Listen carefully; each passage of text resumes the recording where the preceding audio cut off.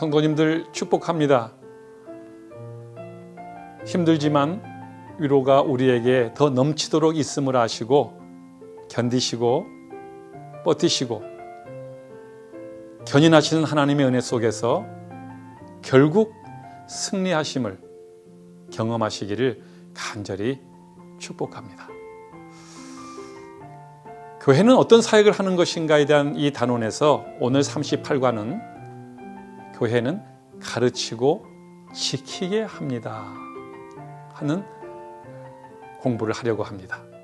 먼저 신앙 고백 드리겠습니다.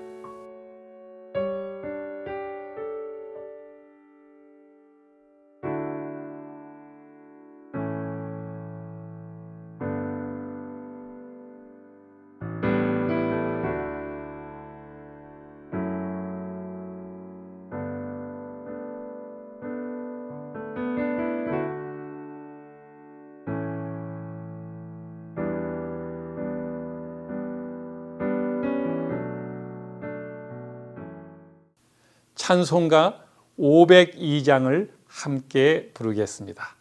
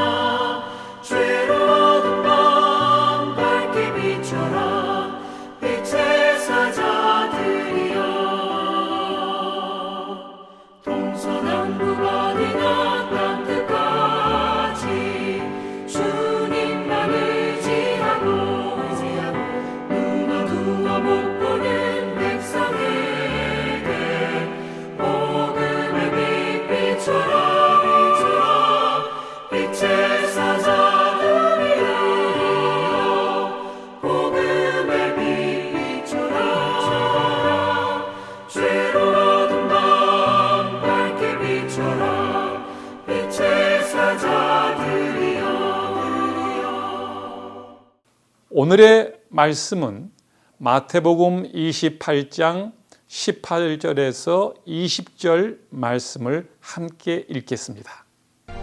예수께서 나와 말씀하여 이르시되 하늘과 땅의 모든 권세를 내게 주셨으니 그러므로 너희는 가서 모든 민족을 제자로 삼아 아버지와 아들과 성령의 이름으로 세례를 베풀고 내가 너희에게 분부한 모든 것을 가르쳐 지키게 하라. 볼지어다 내가 세상 끝날까지 너희와 항상 함께 있으리라.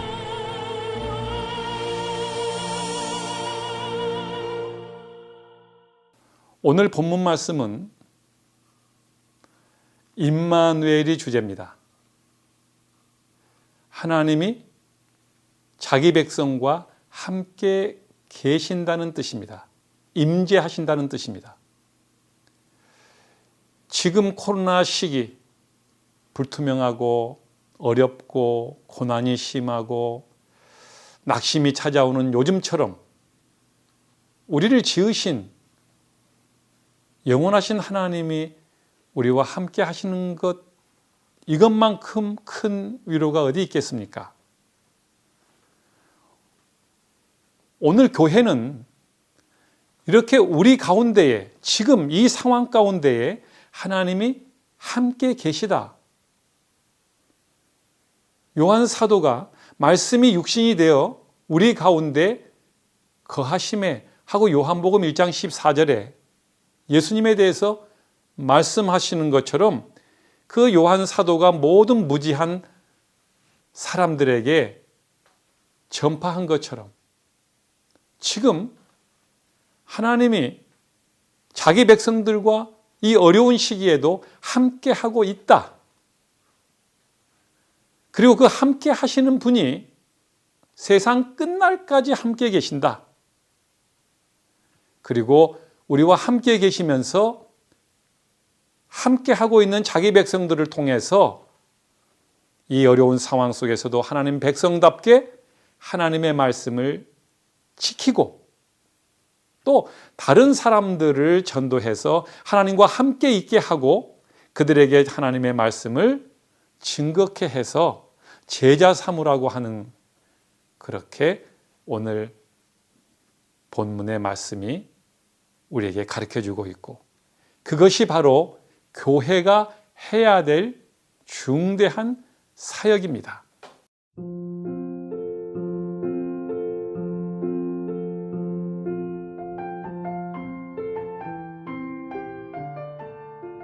교회는 온 인류에게 하나님이 함께 하셔야만 비로소 인생의 평강이 있고 슬픔과 낙심과 저주의 두려움 속에서 벗어날 수 있다라고 하는 것을 가르치고 전해야 합니다.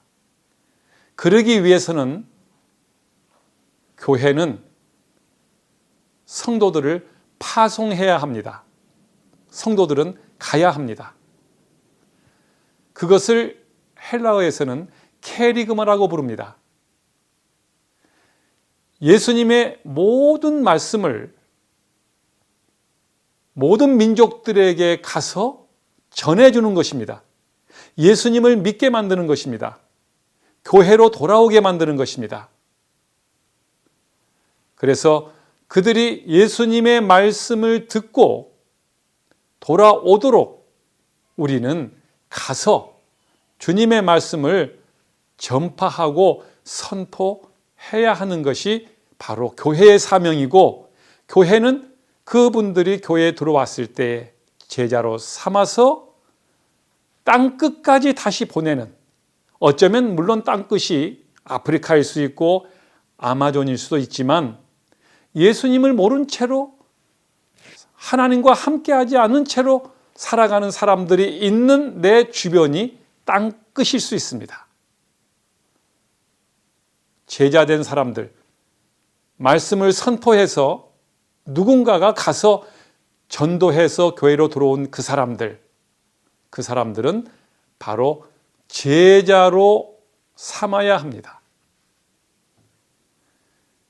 제자는 하나님의 말씀을 받고 그 말씀을 지키며 순종하며 따르면서 살아가는 사람들입니다.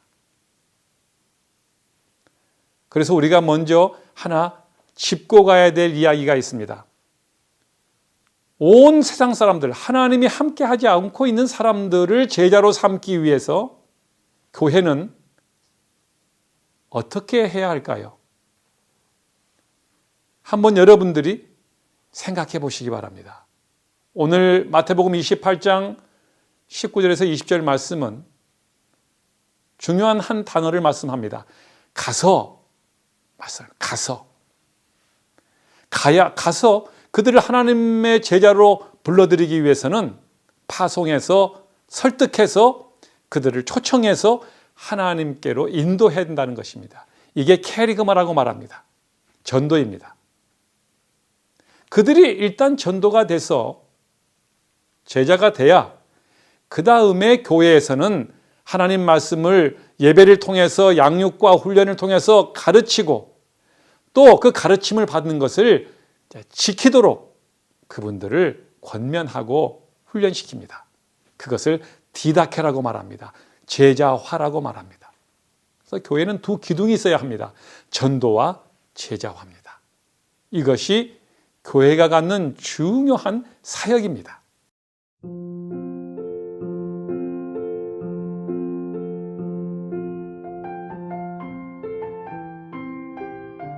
교회는 가서, 즉 캐리그마, 하나님의 말씀의 구원의 소식을 전해서 그들도 하나님과 함께 하도록 만드는 것이 사역인데 그 대상은, 그 범위는 어느 정도일까요? 모든 민족입니다. 모든. 우리가 캐리그마를 선포하고 제자로 삼도록 초청해야 될 대상은 모든 민족이라고 말합니다. 어떤 특정한 지역, 신분, 이런 제한이 없다는 겁니다. 그래서 편협한 생각을 가지고 우리 지역도 아닌 외국에 우리 교회도 필요한데 왜 선교비를 보내고 선교사를 보내고 거기에 많은 도움을 주는가 말할 수 있지만 아닙니다. 복음은 그 자체가 모든 민족입니다. 내 지역에 있는, 가까이 있는 곳도 모든 민족일 수 있고 떨어져 있는 외국에 있는 사람도 모든 민족의 범주 안에 들어가 있습니다. 이스라엘 사람들은 크게 오해한 것이 우리 유대인만 복음을 들어야 된다라고 생각을 했습니다. 그런데 하나님은 그 편협한 생각을 깨트리기 위해서 수많은 노력을 통해서 이스라엘 사람들에게 언어, 문화의 장벽, 정치의 장벽, 사상의 장벽, 신분의 장벽, 이것들을 다 넘어서 헬라인이나 야만인이나 로마인이나 가리지 않고 어느 곳이든지 하나님과 함께함이 없는 민족에게는 가서 하나님의 말씀을 전하고 제자로 삼고 그 말씀을 가르쳐주고 지키게 해야 하는 것이 바로 모든 민족을 대상으로 해야 하는 우리 교회의 사역인 것입니다. 그러면 성도님들께서 한번 되새겨 보십시오. 제자로 삼아야 하는 대상은 누구일까요? 19절이 말씀합니다. 모든 민족입니다. 그리고 마땅히 교회는 복음의 빛을 졌습니다. 우리는 누구에게인가 또 하나님 복음을 들었고 구원을 받은 백성들이고 교회가 세워졌습니다. 값 없이 말입니다. 그래서 우리도 값 없이 누구에게든지 모든 민족에게 복음의 빛을 진 사람으로서 갚아야 하는 바로 사명으로서 우리는 모든 민족에게 복음을 전해야 될 것입니다.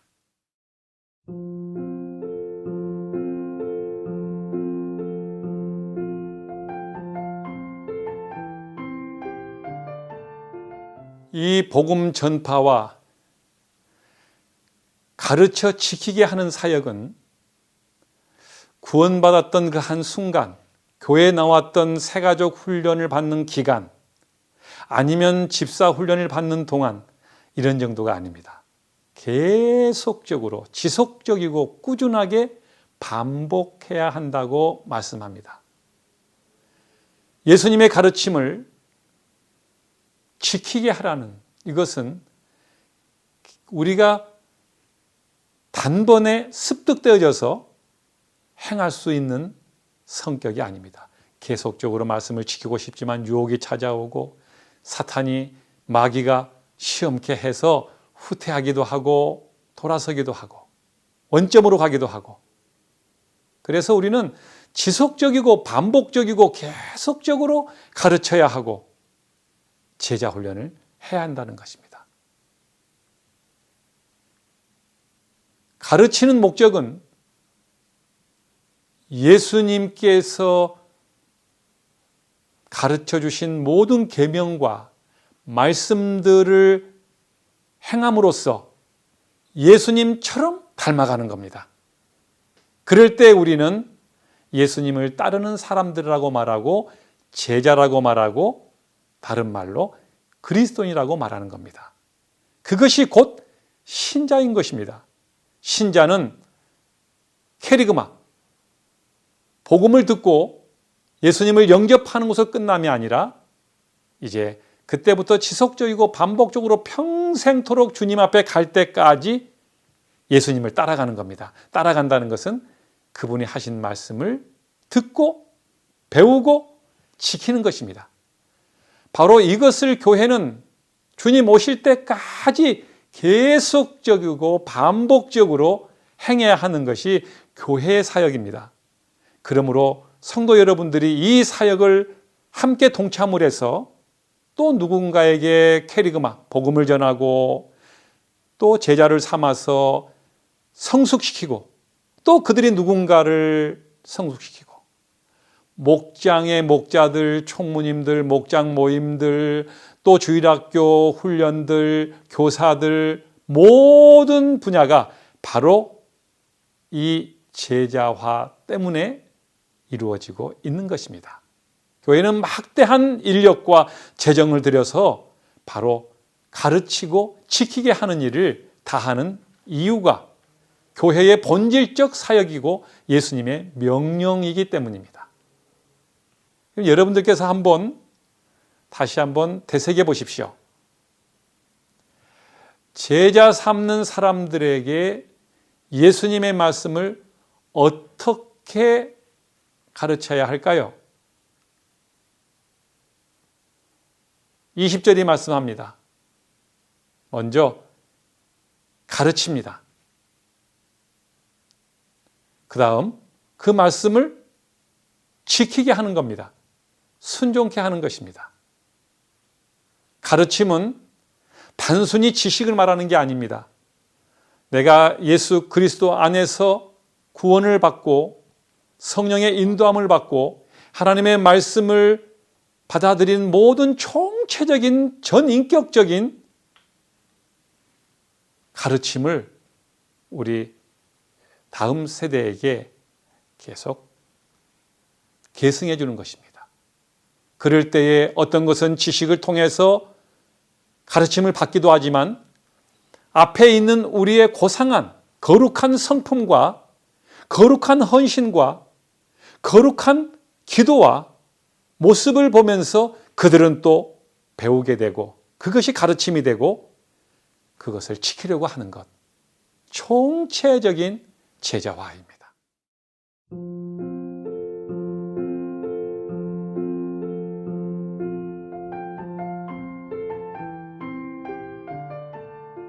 사랑하는 성도님들, 우리는 예수님을 영접하는 순간부터 교회에서 주님 오실 때까지 모든 삶을 다합니다. 그래서 교회는 무슨 사역을 하는지에 대해서 지금 살펴보고 있는 중입니다. 교회는 전파하고 가르치고 지키는 사역을 우선적으로 하는 것입니다. 그래서 자기의 한 인생 전체를 예수님을 만난 후에 전파하고 가르치고 지키게 하는 일에 바친 사람들이 성경에 전체에 나와 있는 우리의 선진들의 이야기입니다. 특별히 바울처럼 말입니다. 오늘 우리 교회도 이천은광교회도 또 이천은광교회에 속한 우리 모든 성도님들도 바울과 다르지 않습니다. 이것은 구원받은 사람으로서 최상의 은혜를 입고 지옥의 백성이 천국의 백성이 되므로 그 순간부터 하나님이 함께 하시는 이 위대한 진리, 하나님이 없으면 그가 성공했던, 돈을 가졌던, 장수했던 마지막은 비참한 인생을 살게 됩니다.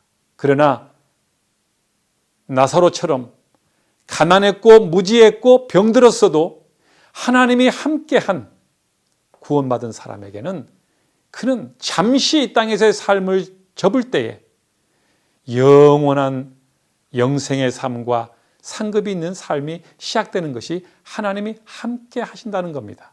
이 위대한 복음을 교회는, 그리고 저와 여러분들은 전해야 하고, 또 그분들이 들어와서 교회에 잘 정착할 수 있도록 가르치고 또 가르침의 내용들을 지키게 하도록 하는 일이 우리의 사역입니다. 그러므로 목자 여러분들, 목장에 계신 여러분들, 가정의 신앙 세대주가 되신 여러분들, 우리 모든 성도님들은 바로 이 사명이 공동의 하나님이 주시는 사명임을 잊지 마시기 바랍니다. 이것은 해도 되고 안 해도 되는 것이 아닙니다. 교회의 본질이기 때문입니다. 사랑하는 성도님들, 축복하고 사랑합니다. 이제 찬송가 449장을 드리며 봉헌하는 순서를 갖도록 하겠습니다.